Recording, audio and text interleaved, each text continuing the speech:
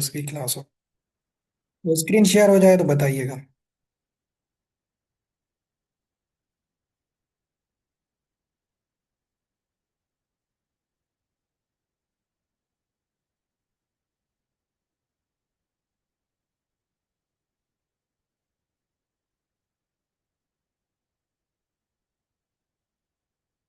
Okay okay. अच्छा, ये आज ना हमने डिस्कस करनी है फाउ जो है ना, एवियन इन्फ्लुएंजा वायरस। ठीक हो गया। तो ये हाईली कंटेजियस वायरस होती है पोल्ट्रीज में।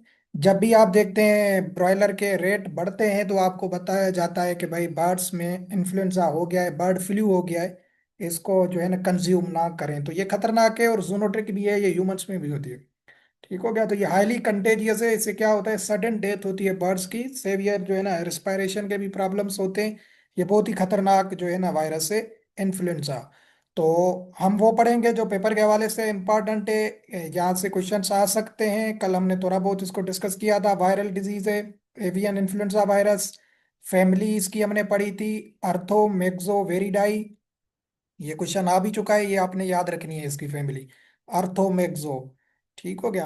इसके अभी दो टाइप्स होते हैं, एक होता है low pathogenicity avian influenza and high pathogenicity avian influenza, HPI LPI. तो ये याद रखने की जरूरत नहीं है। साइन मैंने आपको बताई थी। इसकी मेजर साइन क्या होती है कि जो है ना ब्लूइश या पर्पल कलर की वेटल या कोम्ब हो जाती है। सही है। एक आपने ये याद रखनी है, इसको मैंने क्विज भी भेजी थी आपको उस कल वाली जो है ना, जल्दी जल्दी में बताया भी था, साइनोसिस वर्ड। ठीक हो गया। Cyanosis of comb and Vettel भी आ जाए तब भी बात है। साइनोसिस भी बोला जाता है ब्लूइश डिस्कलरेशन को। जब ब्लड में ये वायरस जाती है तो वहां से ऑक्सीजन की कमी हो जाती है, उससे क्या हो जाता है कि स्किन का कलर जो होता है या फीदर्स का या वेटल एंड कॉम्ब का कलर चेंज हो जाता है, ब्लू कलर का हो जाता है। उसके लिए ये पोल्ट्री पैथोलॉजी की टर्मिनोलॉजी है, साइनोसिस उसे कहा जाता है। तो कभी कभी वो ये भी दे सकता है कि cyanosis of wattle and comb. तो आपने याद रखना है ये इन्फ्लुएंजा की बात हो रही है। ठीक हो गया। यहाँ पर्पल या ब्लूइश डिस्कलरेशन दे दे तब भी इन्फ्लुएंजा वायरस की बात होगी। दूसरी क्या चीज होती है इसमें, वो सोइलिंग हो जाती है हेड की, आईलेड कोम्ब वेटल, ये सारी चीजें जो है ना सोयल कर जाती हैं। ये भी आपने याद रखना है, ये भी इंपॉर्टेंट इसकी साइन है। इसको पहचानने का तरीका है पेपर में। या तो वो ये देगा ऊपर वाला डिस्कलरेशन वाला कि ब्लूइश या cyanosis of wattle and comb, या देगा कि soiling of head, head comb wattle, ये वही सेम चीजें हैं। उनमें भी क्या हो जाती है, पहले सोइलिंग हो जाती है, फिर उनकी कलर वगैरह चेंज हो जाता है, उसके बाद और रिस्पायरेशन के भी साइंस देखे जाते हैं। बाकी तो सब डिजीजेज में सेम चीजें चलती रहती हैं। आपने ये दो चीजें याद रखनी है, एक तो डिस्कलरेशन हो जाती है और दूसरा क्या होता है, पूरा जो हेड रीजन होती है चिकन्स की बर्ड्स की, वो सोयल कर जाती है। उसके साथ आईलिड में भी सोइलिंग, मतलब आईज वगैरह भी सोयल करेंगी। और ये जो कॉम्ब और वेटल जिनमें डिस्कलरेशन भी हो रही थी, और वो उनमें भी जो है ना सोजन आ जाती है। तो ये इन्फ्लुएंजा को पहचानने का तरीका है, अगर पेपर में ये साइंस वगैरह दे के पूछता है। तो ये मेजर है signs, soiling of head and wattle या कॉम्ब वगैरह। ठीक हो गया, ये आपने याद रखना है। बाकी हेमरेजेस पूरी जो है ना कहाँ कहाँ पे बनते हैं वो भी पढ़ते हैं। ये नेक्रोसिस, ब्लैक कलर की स्किन हो जाती है, ये सेम देखें वही वेटल्स एंड कॉम्ब पे, लेग्स पे आपको हेमरेजेस, ब्लीडिंग के निशान जो जो है ना नजर आएंगे। ठीक हो गया। तो ये कभी कभी ये नहीं दे सकता इसके पोस्टमार्टम, ये साइंस से ही क्वेश्चन आएगा जो पेपर में आ सकता है यहाँ से। बाकी क्या होते हैं, इन पे सोइलिंग भी हो जाएगी, कलर भी चेंज हो जाएगा, और इन पे हेमरेजेस भी नजर आएंगे जब उसका पोस्टमार्टम वगैरह करके, या चिकन जिनकी मोर्टेलिटी होती है देखा जाता है। लिवर, स्प्लीन, किडनी, लंग्स, इन पे भी देखे जाते हैं। ठीक हो गया। तो ये इसमें होते हैं लेशंस वगैरह जो नेक्रोसिस में होते हैं टिश्यूज की डेथ के बाद। अभी जो एवियन इन्फ्लुएंजा है, इसके अभी ना दो सब टाइप्स होते हैं बेस्ड ऑन टू प्रोटीन्स। ये आपने याद रखना है। अभी ये क्या चीज होती है, अभी जाहिर है वायरस है तो ये अपने माइक्रो ये में जो है ना, वायरोलॉजी हमारी एक जो फील्ड भी है जिसमें स्टडी ऑफ वायरस, आपको पता होगा वायरस की स्ट्रक्चर में एक प्रोटीन कोट होता है बाहर का, जो वायरस को प्रोटेक्ट करता है। तो ये जो इन्फ्लुएंजा वायरस होती है, इसके जो प्रोटीन कोट होता है वहां पे दो टाइप्स होते हैं। एक होता है हेमाग्लूटिनाइन, जिसे एच ए कहा जाता है। दूसरा होता है न्यूरामेनिडेस। ये वाला यहाँ पे लिखा है न्यूरामेनिडेज। ठीक हो गया, तो ये दो वायरस की सरफेस पे प्रोटीन्स होते हैं जिनको HA और NA कहा जाता है। ठीक है, एक का नाम क्या है, हेमाग्लूटिनाइन, और जो दूसरे का नाम क्या है, न्यूरामेनिडेज। इसका काम क्या होता है कि ये जो हेमाग्लूटिनाइन होता है ना, ये पूछेगा नहीं, ये जस्ट बता रहा हूँ, ये वायरस को अटैच करता है बर्ड्स के सेल के साथ। जैसे वायरस एंटर होती है तो ये प्रोटीन हेल्प करता है वायरस को कि वो सेल के साथ अटैच हो जाए, हेमाग्लूटिनाइन, जैसे की वगैरह आप समझ लें। और जो न्यूरामेनिडाइस है, इसका काम क्या होता है, जैसे ये अटैच्ड होगी बर्ड के सेल के साथ, ये उसको स्प्रीडिंग करने में, डिफरेंट सेल में स्प्रीड जो होती है वायरस, उसमें ये मदद देता है ताकि वो पूरी बॉडी में फैल जाए। तो ये दो प्रोटीन्स होते हैं इनकी सरफेस पे जिनको HA और NA कहा जाता है। इनके अभी डिफरेंट सब टाइप्स होते हैं, जब वायरस आती है तो बताया जाता है कि ये इतना HA था, इतना जो है ना ये NA जो है ना टाइप मौजूद था। तो अभी इसके जो है ना टाइप्स कितने, यहाँ पे 16 लिखे हुए हैं बट 18। ठीक हो गया, हेमाग्लूटिनाइन के कितने टाइप्स हैं, 18, 18 टाइप्स हैं। और न्यूरामेनिडाइज के फिर सब टाइप्स कितने हैं, वो हैं आपके 11। कितने, 11 हैं। ठीक हो गया, तो ये इनके डिफरेंट टाइप्स होते हैं, फिर ये कंबाइन होके इनके सब टाइप बनाए जाते हैं। HA आपने सुने होंगे, H5N7, इस तरीके से। तो फिर इनके सब टाइप्स को देखा जाता है, जो है ना ये इनके डिफरेंट सब टाइप्स मौजूद होते हैं। ये लिखा भी हुआ है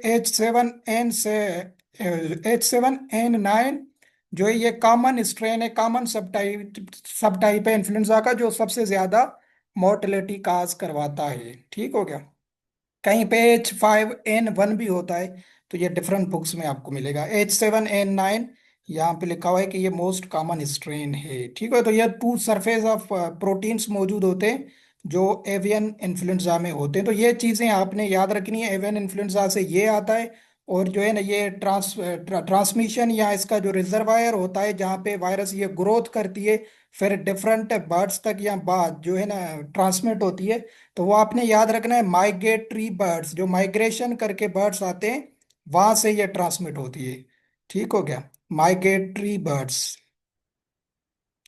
तो माइग्रेटरी बर्ड्स जो होते हैं वहां से ये ट्रांसमिट होती है, जो मतलब एक रीजन से दूसरी रीजन में बर्ड्स माइग्रेशन करते हैं, वहां से ये ट्रांसमिट हो जाती है एवियन इन्फ्लुएंजा। और ये जूनोटिक भी है। ठीक हो गया, क्या है ये, जूनोटिक भी है, ये भी आपने याद रखना है। तो ये ए सच यहाँ ये क्वेश्चन इससे बन सकते हैं इन्फ्लुएंजा से। काजेटिव एजेंट वो आपको बता दिया, इसकी फैमिली याद रखनी है आपने। और उसके साथ ये साइन में से आपने ये डिस्कलरेशन याद रखना है, वेटल एंड कोम्ब का। यहाँ आ जाए सोइलिंग ऑफ हेड। ठीक हो गया, हेड की सोइलिंग, उसके साथ क्या कोम्ब एंड वेटल की भी सोइलिंग हो जाती है। पोस्टमार्टम लेशन में इन जगहों पे फिर हेमोरेजेस भी बनते हैं, वेटल पे, कोम पे, या डिफरेंट जो ऑर्गन्स होते हैं वहां पे भी हेमोरेजेस बनते हैं। इसके पोस्टमार्टम लेशन से इसके दो प्रोटीन्स होते हैं सरफेस पे, HA और NA। इनकी तादाद भी बता दी, HA की अभी तादाद है 18 और NA की तादाद है 11। ठीक हो गया, तो ये आपने याद रखना है। और H7N9 जो है ये कॉमन स्ट्रेन है इसका, जो ज्यादा मोटिलिटी करवाता है। तो ये है एवियन इन्फ्लुएंजा थी। उसके बाद है इन्फेक्शियस कोरीजा। ठीक होगा, इन्फेक्शियस कोरीजा ये बैक्टीरियल डिजीज है। कैसे होती है, हेमोफाइलस पैराग्लेनिरियम। ठीक हो गया, ये आपने याद रखना है इसका काजिटिव एजेंट, हेमोफाइलस पैराग्लेनिरियम। ये जो है ना इससे ये होती है। इसमें आपने क्या क्या साइंस याद रखनी है जो पेपर के हवाले से इंपॉर्टेंट होंगी। साइन में सबसे पहले फेस की सोइलिंग हो जाती है, उसके साथ वेटल की। सबसे ज्यादा इसकी जो मेन साइन है वो क्या होता है, नोस्ट्रिल से डिस्चार्ज होता है पस वगैरह या पानी, जिसे जो है ना रनी नोज भी कहा जाता है। बहुत ज्यादा जो है ना वहां से पस या म्यूकस डिस्चार्ज होता है नोस्ट्रिल्स की रीजन से। तो फेस की सोइलिंग हो जाती है, ये मेजर साइन है इसकी, फेस की। ठीक हो गया, फेस की सोइलिंग किस में होती है, इन्फेक्शियस कोरिजा में।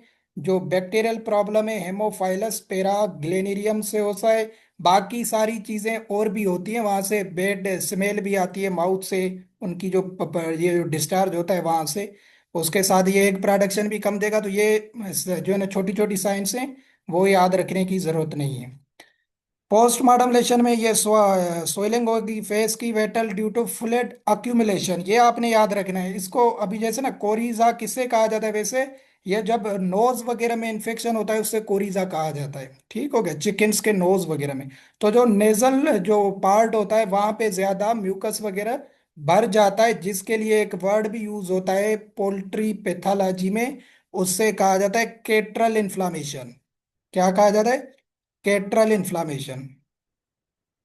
केट्रल इन्फ्लामेशन का क्या मतलब होता है? जब बहुत ज्यादा एक म्यूकस बन जाता है किसी जगह पे तो उसको केट्रल कहा जाता है। या जिसे आप सिंपली में कहूँ रनी नोज, बहुत ज्यादा पानी वगैरह जो आ जाता है, तो वो ये डिस्चार्ज होता है कि इस जो है ना डिजीज में, जिसे कहा जाता है इन्फेक्शियस कोरिजा। ये केट्रल इन्फ्लामेशन हो जाती है। इन्फ्लामेशन तो आपको पता है, स्वेलिंग, पेन, रेडनेस, ये इसकी साइंस होती है इन्फ्लामेशन की। ठीक हो गया। तो ये केट्रल इन्फ्लामेशन होती है, जिससे क्या होता है कि जो नोज वगैरह या नेजल कैविटी होती है वहां पे बहुत ही ज्यादा म्यूकस भर जाता है। ठीक हो गया, और वो डिस्चार्ज होना शुरू हो जाता है, जिसे रनी नोज भी कहा जाता है। तो फेस की सोइलिंग होगी, उसके साथ ये केट्रल इन्फ्लामेशन होती है। कहाँ पे? अपर रिस्पायरेटरी ट्रैक्ट में, जिसमें ये वही चीजें मैंने बता दी, नोस्ट्रिल्स आ गए, नेजल कैविटी, यहाँ अपर ट्रेकिया, तो ये वहाँ उसको अपर रिस्पायरेटरी सिस्टम कहा जाता है। तो वहां पे जब कैटरल इन्फ्लामेशन देखी जाती है तो वो कौन सी डिजीज है? Infectious coryza. ठीक हो गया, तो ये आपने याद रखना है। इसका भी कॉजेटिव एजेंट क्या है? हेमोफाइलस पैराग्लेनिरियम।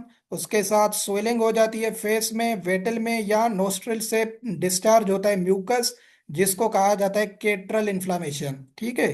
तो केट्रल इन्फ्लामेशन नेस्ट्रा नोस्ट्रिल्स नेजल कैविटी से हो जाए, यहाँ दे दे के catarrhal inflammation of upper respiratory tract, फिर भी बात एक ही होगी। आपने ये वर्ड ध्यान में देना है, कैटरल इन्फ्लामेशन नेजल कैविटी से जब होती है तो उसको कहा जाता है, किस डिजीज डिजीज को कहा जाता है? इन्फेक्शियस कोरिजा को कहा जाता है। ठीक है, ये आपने याद रखना है, और ये इसका कॉजेटिव एजेंट जहन में बिठाना है आपने। फिर है फाउल कालरा। इसका आपको बताया था कॉजेटिव एजेंट आपने याद रखना है। क्या है कॉजेटिव एजेंट? पास्चुरिला मल्टोसिडा। बाकी ऐसा यहाँ से कोई इम्पार्टेंट साइन वगैरह नहीं है जो पेपर के हवाले से इम्पार्टेंट हो। बैक्टीरियल प्रॉब्लम है, पास्चुरिला मल्टोसिडा से होता है।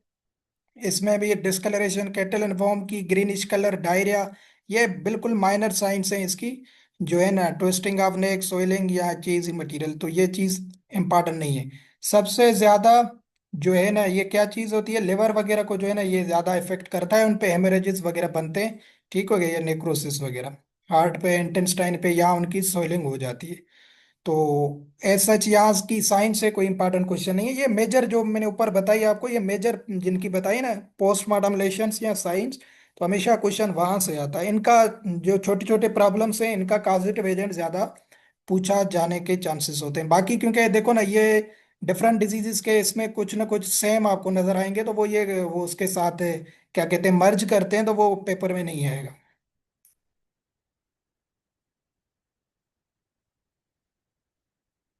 ठीक हो गया। वो है, दूसरी है फाउल टाइफाइड। ये भी हमने इसका भी कॉजेटिव एजेंट देखा था। ये भी बैक्टीरियल डिजीज है, किससे होती है? साल्मोनीला ग्लेनीरियम। ठीक हो गया, साल्मोनीला ग्लेनीरियम से फाउल टाइफाइड होती है। और इसमें भी ऐसा कोई इंपॉर्टेंट साइन वगैरह नहीं है, clinically sign same sign, diarrhoea होगा, एग प्रोडक्शन कम होगी, ये फिर ये हेड रीजन सोइलिंग कर जाएगी। और क्या होता है, लिवर वगैरह इसमें भी इनलार्ज हो जाता है, जिस पे जो है ना हेमरेजेस वगैरह बनते हैं। ठीक हो गया। बाकी है सच कोई इंपॉर्टेंट इसकी भी साइन नहीं है। बाकी यहाँ इसमें एक चीज आपने याद रखनी है, लिवर स्वेलिंग हो जाएगी, उसके साथ ब्रोंजी कलर का हो जाता है, वो वेरी शाइनी हो जाता है, ये मेटल है ब्रोंजी, तो उसकी शेप की तरह इसका जो है ना लिवर की शेप हो जाती है जब स्वेलिंग करता है। ठीक हो गया, क्योंकि नेक्रोटिक एरियाज होते हैं वहां पे, तो ये ब्रोंजी शाइन कलर का लिवर हो जाता है। ये इसकी पोस्टमार्टम लेशन है फाउल टाइफाइड की, जो किससे होती है? साल्मोनीला ग्लेनीरियम से होता है। ठीक हो गया, ये आपने याद रखना है। फिर प्लोरम, यहाँ से बस एक चीज आपको बताई थी वो याद रखनी है आपने, किससे होती है? साल्मोनीला प्लोरम से होती है। इसकी आपने एक साइन बस याद रखनी है जो इंपॉर्टेंट है, पेपर में भी आ सकती है, बेसलरी वाइट डायरिया। ठीक है, ये आपको बताया था, बेसलरी वाइट डायरिया, BWD। ठीक हो गया, ये बेसलरी वाइट डायरिया किस में होते हैं? ये होते हैं प्लोरम डिजीज में। ठीक हो गया। ये पेस्टिंग ऑफ वेंट मतलब बहुत ही ज्यादा वाटरी डिस्चार्ज होते हैं, डायरिया पेस्टिंग बोला जाता है शावरिंग को, तो बहुत ही ज्यादा उसकी जो है ना डायरिया की जो है ना क्या कहते हैं, शावर की तरह जो है ना वो डायरिया होते हैं बहुत ही तेज, जिससे पूरा वेंट भर जाता है। तो इसलिए इसको कहा जाता है वाइट डायरिया या बेस्लरी वाइट डायरिया। तो ये प्लोरम डिजीज की क्लिनिकल साइन है, बाकी ये सच कोई इंपॉर्टेंट नहीं है, वही इनलार्जमेंट हो जाएगी लिवर स्प्लीन किडनी की। तो बाकी सबके साथ इसकी साइंस या लेशन सेम है।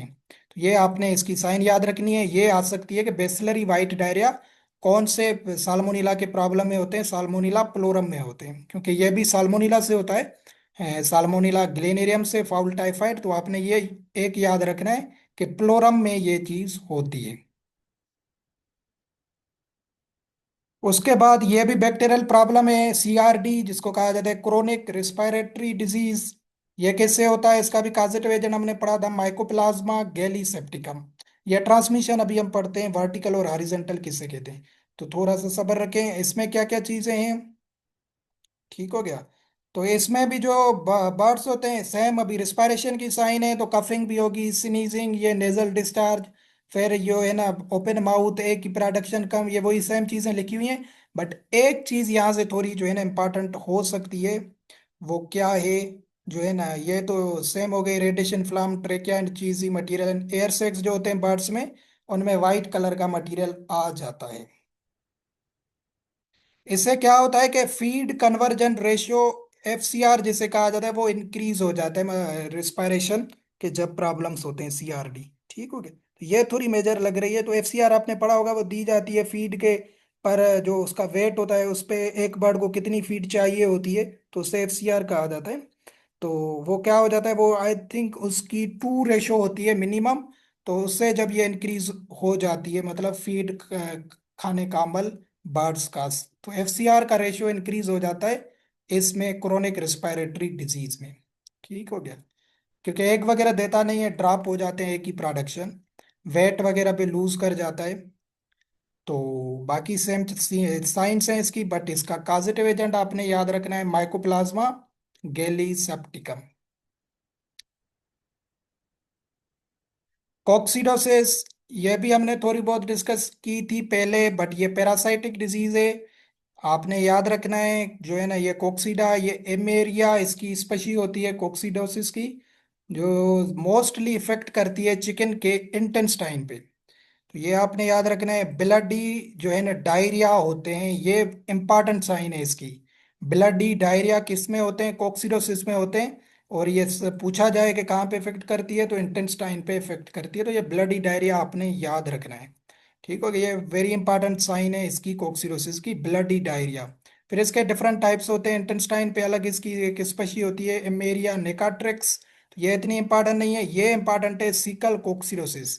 ठीक हो गया। ये बर्ड्स में होती है, जो सीकम होता है या जिसे सीका कहा जाता है, वहां पे ये जो है ना बहुत ही ज्यादा हेमोरेजेस बनाता है, उसका काजेटिव एजेंट है इमेरिया टेनिला। ठीक हो गया। ये आपने याद रखना है। यहाँ आ जाए कि ब्लडी डायरिया किस में होते हैं? कोक्सिडोसिस में होते हैं। और इसकी ड्रग ऑफ चॉइस 2014 के पेपर वेटनरी ऑफिसर में आ चुकी है कि इसकी कोक्सिडोसिस की ड्रग ऑफ चॉइस क्या है, ये आपने याद रखनी है, इम्प्रोलियम।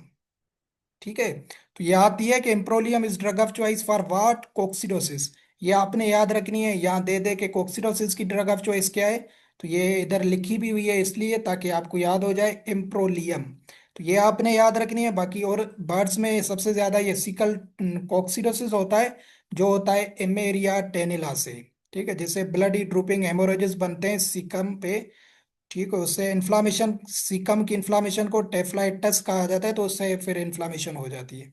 तो एमेरिया टेनिला से होती है। बट मैंने आपको क्वेश्चन भेजा था, जस्ट इसकी ये पूछी गई थी कि ये किससे होता है, ऑप्शन में जस्ट एमेरिया था, बट दे दे के सीकल कोक्सिडोसिस, तो एमेरिया टेनिला आपने करना है। ठीक है, ये पैरासाइटिक डिजीज है जो सबसे ज्यादा इंटेस्टाइन पे इफेक्ट करती है, तो ब्लडी डायरिया आते हैं बर्ड्स में।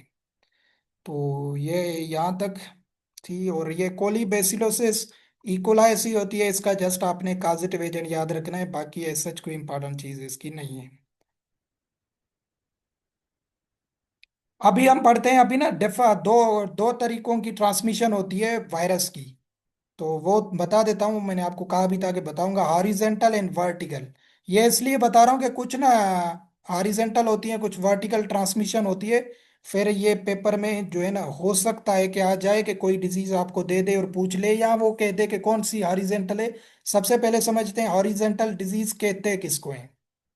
हॉरिजेंटल डिजीज, हॉरिजेंटल डिजीज उनको कहा जाता है जो बर्ड टू बर्ड जो है ना सेम जनरेशन में स्प्रीड होती है। आपस में बर्ड्स के दौरान जो डिजीज स्प्रीड होती हैं उनको हॉरिजेंटल कहा जाता है। वो कैसे हो सकती हैं? डायरेक्ट भी हो सकती हैं, कोई कंटामिनेटेड फीड है, या वाटर के जरिए, या इक्विपमेंट्स के जरिए, तो ये क्या है, हॉरिजेंटल डिजीज कहलाती है। ये आपने याद रखना है। डायरेक्ट कांटेक्ट की वजह से भी ये हो सकती हैं, कोई फीड में कंटामिनेशन है उससे भी हो सकती है। ठीक है, तो ये आपने सारी कैटेगरी को किस में रखना है, हॉरिजेंटल ट्रांसमिशन में। या एयरबोर्न, ठीक हो गया, एयरबोर्न की थ्रू भी ये हो सकती हैं, हवा के जरिए, ठीक हो गया। जिसमें फिर जो है ना, क्या कहते हैं, मतलब एक बर्ड दूसरे को खुद इन्फेक्ट करेगा, तो ये हॉरिजेंटल ट्रांसमिशन होती है। और दूसरा ट्रांसमिशन का क्या होता है, वर्टिकल। वर्टिकल कैसे होती है कि वो जो है ना parent two of spring transmit जो होती है उनको वर्टिकल कहा जाता है। पेरेंट टू ऑफ स्प्रिंग, मतलब अगर कोई जो है ना हैन, क्योंकि हम पोल्ट्री के हवाले से पढ़ रहे हैं कि हैन इन्फेक्टेड होगी, तो वो जो वहां से चिक एग्स में निकलेगा वो ऑलरेडी इन्फेक्टेड होगा। तो मतलब मदर टू जो है ना, या हैन टू चिक जो ट्रांसमिशन है, ये उससे कहा जाता है वर्टिकल। ये आपने याद रखना है, इसलिए मैंने सिंपल बताया, पेरेंट टू ऑफ स्प्रिंग। तो ये जो ट्रांसमिशन होती है इसको कहा जाता है वर्टिकल ट्रांसमिशन। अभी कौन कौन सी डिजीजेस हॉरिजेंटल होती हैं, कौन सी वर्टिकल होती हैं, इनको आपने समझना है। अभी जो एनडी होती है, एनडी हॉरिजेंटल होती है, बट सम केसेस में वर्टिकल भी होती है। तो ये इंपॉर्टेंट नहीं है ना चीज, क्योंकि ये दोनों तरीकों से हो रही है। बता रहा हूं कि क्या, एनडी हमने पहली जो पढ़ी थी, न्यूकैसल डिजीज, ये वाली, ये हॉरिजेंटल भी होती है। अभी हॉरिजेंटल आपको पता चल गया, बर्ड टू बर्ड भी हो रही है, उसके साथ पार्शियली रेयर केसेस में वर्टिकली भी होती है। उसके साथ है, इंपॉर्टेंट डिजीजेस बता रहा हूँ, ये है इन्फेक्शियस ब्रोनकाइटस, ये भी वायरल प्रॉब्लम है, ये भी हॉरिजेंटल एंड वर्टिकल एग्स के थ्रू भी ट्रांसमिट होता है। बट जो ये इन्फेक्शियस लेरिंगोट्रेकाइटिस है, ILT, ये हॉरिजेंटल होती है। क्या होती है? हॉरिजेंटल होती है। ये इसलिए हॉरिजेंटल इसलिए बता रहा हूँ क्योंकि इसमें वर्टिकली ये ट्रांसमिट नहीं होती है। तो इसलिए ये याद रखना इंपॉर्टेंट है। ठीक हो गया, हॉरिजेंटल है। तो ये आपने याद रखना है, कभी कभी आ जाए क्वेश्चन के हॉरिजेंटल ट्रांसमिट कौन कौन सी है, या नीचे दिए गए ऑप्शन में से हॉरिजेंटल ट्रांसमिशन किस में होता है, बर्ड्स की डिजीजेज में। तो ये आपने याद रखना है, जो इन्फेक्शियस लेरिंगोट्रेकाइटिस है ये हॉरिजेंटल है, मतलब बिटवीन बर्ड्स ये जो है ना ट्रांसमिट होती है। ये आपने याद रखनी है। दूसरी, मेरेक्स डिजीज हमने पढ़ी थी, ये भी हॉरिजेंटल है, आपको बताया ना, फीदर फॉलिकल से ट्रांसमिट होती है। मतलब फीदर फॉलिकल से है तो ये चिकन्स के दरमियान आपस में ही जो है ना ट्रांसमिट हो रही है या स्प्रीड हो रही है। तो ये भी आपकी क्या होती है, हॉरिजेंटल ट्रांसमिशन होती है। तो ये आपने याद रखना है, दो तीन इंपॉर्टेंट है जो याद रखनी है पेपर के हवाले से। और तीसरी है एवियन इन्फ्लुएंजा, ये भी आपने याद रखना है। ये भी किससे होती, ये भी कौन सी ट्रांसमिशन में आती है, हॉरिजेंटल ट्रांसमिशन में आती है। ये तीन इंपॉर्टेंट है वायरल प्रॉब्लम जो आपने याद रखने हैं, जो डायरेक्ट हॉरिजेंटल है। मतलब बर्ड टू बर्ड ये जो है ना ट्रांसमिट होती है डिजीज, किसी कंटामिनेशन के थ्रू, किसी डायरेक्ट का कांटेक्ट के थ्रू, किसी जो है ना, क्या कहते हैं, इक्विपमेंट्स में कोई कंटामिनेशन है उसके थ्रू, या वाटर के थ्रू, फीड के थ्रू, इस तरीके से ये डायरेक्ट ट्रांसमिशन कहलाती है। तो ये हॉरिजेंटल में तीन आपने याद रखनी है, एक मेरेक्स डिजीज, और इन्फेक्शियस लेरिंगोट्रेकाइटिस, ये वायरल के बता रहा हूँ, और इन्फ्लुएंजा, ये तीनों हॉरिजेंटल ट्रांसमिशन में आती हैं। तो आ जाए तो आपने फोकस करना है, इन तीनों में से कोई आपको ऑप्शन जरूर देगा। या तो इन्फ्लुएंजा मोस्ट प्रोबेबली, क्योंकि कॉमन डिजीज है ये इन्फ्लुएंजा, तो ये दे सकता है कि जो है ना, अगर ऊपर पूछ ले कि जो है ना हॉरिजेंटल ट्रांसमिशन में कौन सी आती है, तो ये दूसरी आपको चेंज करके देगा, ये आपको दे सकता है। तो आपने ये परेशान नहीं होना है, इन्फ्लुएंजा भी क्या है, हॉरिजेंटल में आती है। और इसका जो रिजर्वायर था वो भी आपको बताया था, वेक्टर क्या था, वो माइग्रेटरी बर्ड्स थे, जो माइग्रेशन करके आते हैं वहां से, ये उससे होती है। ठीक हो गया, जो सीजनली जो है ना बर्ड्स एक डिस्टेंस से दूसरी डिस्टेंस, या एक रीजन से दूसरी रीजन में जाते रहते हैं, तो वहां से ये फैल जाती है डिजीज। ठीक हो गया, तो ये आपने याद रखना है। ये कुछ डिजीजेस को हमने डिस्कस किया। उसके बाद क्या है, पोल्ट्री फार्म इक्विपमेंट्स। यहाँ पे एज सच जो दिए हुए हैं उनको समझते हैं, जो पेपर के हवाले से हो सकता है इम्पोर्टेंट हो। ये ऑटोमेटिक सिरिंज क्या है, ये वैक्सीनेशन के लिए यूज की जाती हैं, ये इतना इंपॉर्टेंट नहीं है। ब्रूडर तो बता चुका हूँ, जो आर्टिफिशियल हीट वगैरह प्रोवाइड करता है बर्ड्स को, उसे ब्रूडर कहा जाता है। ये आपने याद रखनी है। कन्फाइनमेंट रिंग्स, कन्फाइनमेंट रिंग्स किसे कहा जाता है, ये आपने जेन में बिठाना है।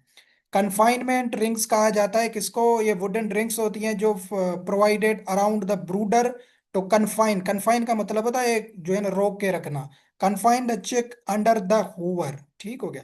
हूवर जो होता है जो हीट प्रोवाइड करता है न्यूली हैच्ड चिक्स को। तो ये एक मेटल की रिंग बनाई जाती है जो बर्ड्स के साथ रखी जाती है ताकि बर्ड्स इधर उधर ना भागे। तो उसको कंट्रोल करने के लिए रखी जाती है बर्ड्स को।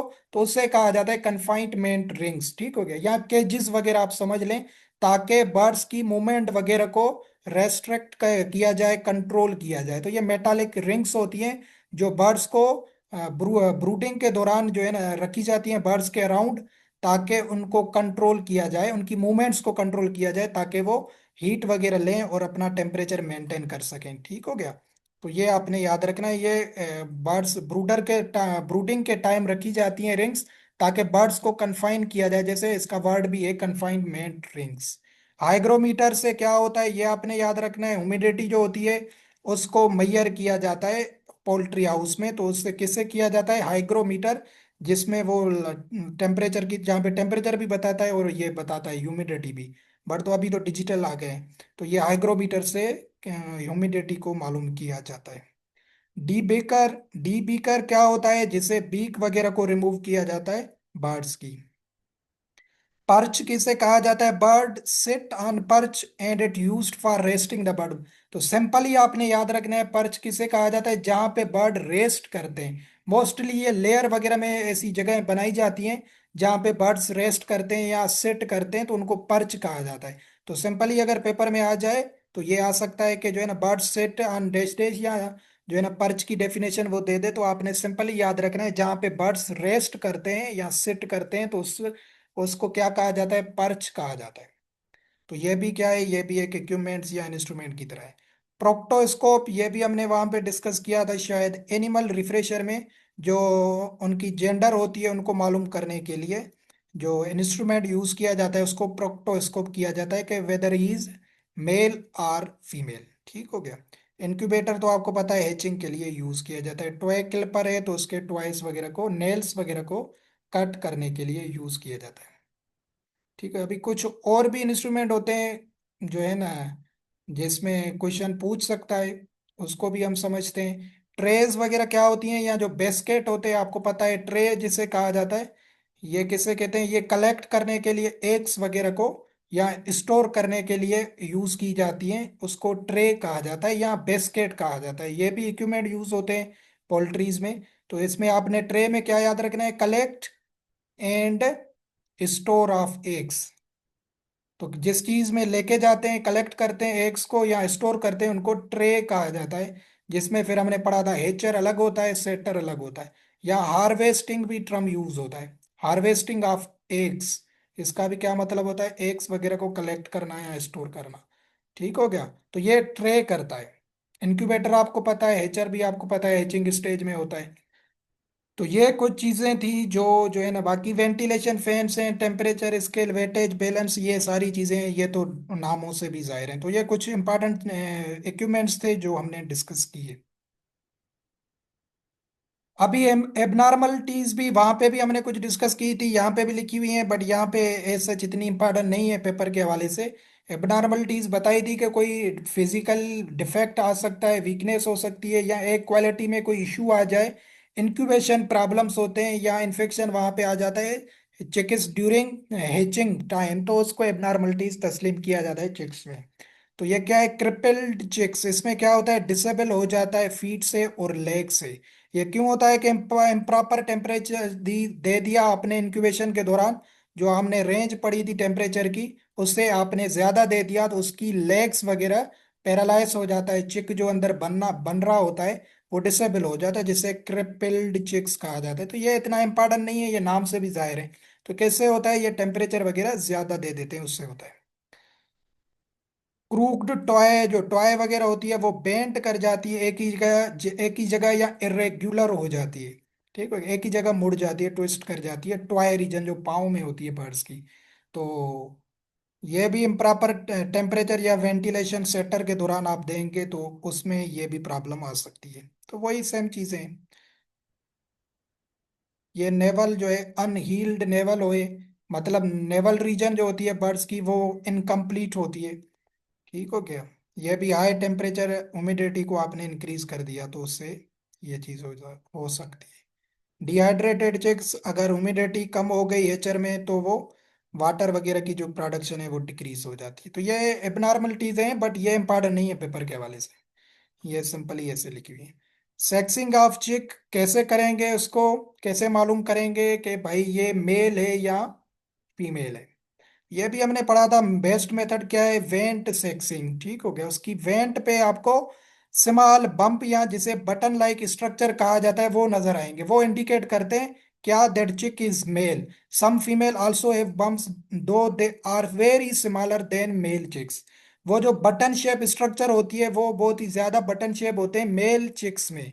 तो वो अगर नजर आते हैं तो वो एक टेक्निकल बंदा ही देख सकता है, आपने देखना नहीं है, आपने जस्ट पेपर के लिए समझना है। और ये पूरी डिटेल नहीं पूछेगा, पूछ सकता है कि कौन सा मेथड सेक्सिंग ऑफ चिक्स के लिए यूज किया जाता है, बेस्ट मेथड वो है वेंट मेथड। वेंट मेथड या वेंट सेक्सिंग जिसे कहा जाता है, क्लोआका मेथड भी इसको कहा जाता है। ठीक है, मतलब बैक साइड जो क्लोआका होता है वहां से देखा जाता है, कमर्शियली यूज किया जाता है। तो वहां पे स्मॉलर फीमेल में जो फीमेल चिक होगा तो वहां पे जो बटन शेप स्ट्रक्चर है वो बहुत ही स्मॉल होगी, और जो मेल होता है उनमें वो बटन टाइप स्ट्रक्चर आपको ज्यादा नजर आएगी। ठीक हो गया। दूसरा फीदर, फीदर से भी देखा जाता है, female chicks have primary wing feathers that are significantly longer than coverts. ठीक हो गया। तो जो फीदर्स होते हैं अभी, एक प्राइमरी होते हैं एक सेकेंडरी होते हैं फीदर्स। ठीक हो गया, मतलब विंग्स में जो अटैच्ड होते हैं वो प्राइमरी फीदर्स होते हैं, मतलब जो फ्लाई वगैरह या फ्लाइट के लिए यूज किए जाते हैं उनको प्राइमरी कहा जाता है। ठीक है, वो थोड़े बड़े होते हैं। तो जो फीमेल्स होती हैं उनके वो अ, अंदर वाले जो फीदर्स होते हैं वो बहुत ही ज्यादा बड़े होते हैं।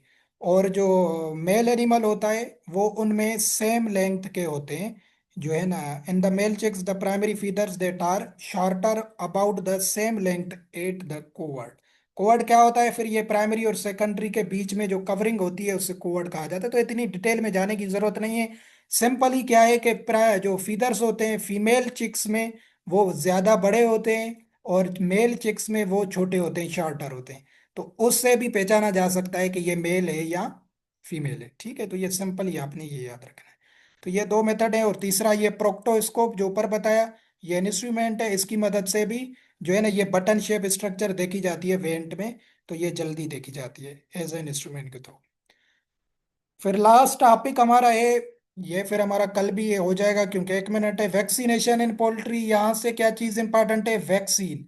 वैक्सीन क्या है, ये एक बायोलॉजिकल प्रिपरेशन है जो है ना, जो एनिमल को या चिक्स को दी जाती है ताकि जो उनका इम्यून सिस्टम है वो रिकॉग्नाइज करे कि भाई डिजीज आ रही है, और वो उसके साथ रेडी हो जाए, तैयार हो जाए लड़ने के लिए।